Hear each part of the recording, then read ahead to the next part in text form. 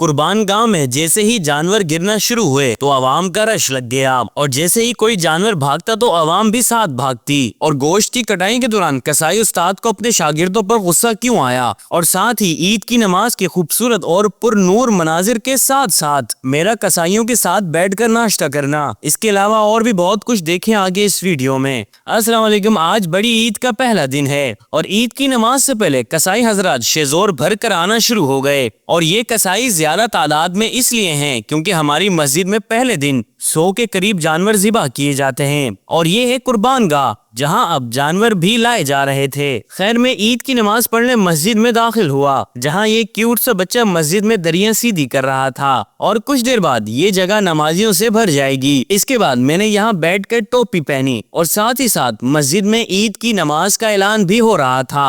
انشاءاللہ العزیز 3 عید الاضحیٰ کی نماز 7 بجے ادا کی جائے گی، اور ماشاءاللہ سے ہمارے شاہد بھائی ناز شریف پڑھ رہے تھے۔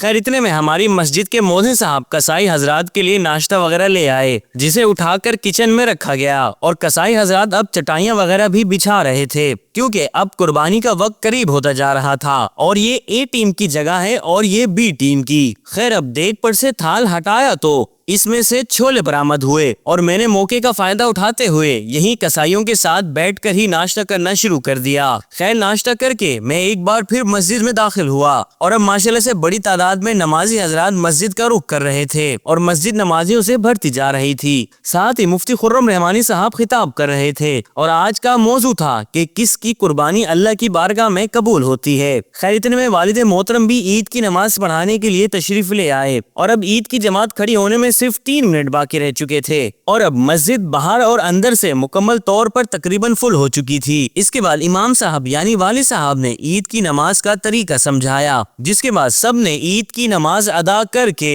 عید کا خطبہ سنا۔ خطبے کے بعد خصوصی دعا مانگی گئی،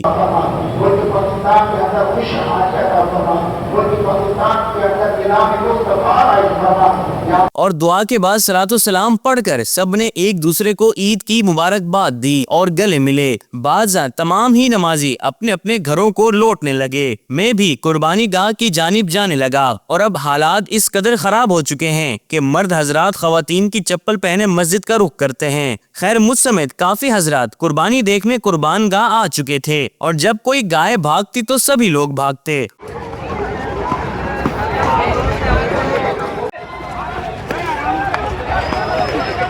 اور ماشاءاللہ سے اللہ کی راہ میں قربانی کا سلسلہ شروع ہو چکا تھا، اور والد صاحب اور علامہ متین صاحب تکبیر پڑھ رہے تھے۔ بسم اللہ اللہ اکبر، بسم اللہ اللہ اکبر۔ اور یہ ان کے نام کی لسٹ ہے کہ جن کے نام پر حصے رکھے گئے ہیں، اور یہاں وائٹ کپڑے پہنے کسائی بھائی سے میں نے کہا، اچھا، یہ دو جیسے بھائی پتہ ہے کام والے دن سفید کپڑے کیوں پہنتے ہیں؟ تاکہ استاد کو پتہ لگے سب سے زیادہ کام اس نے کیا ہے نا، یہ حقیقت بات نہیں ہے۔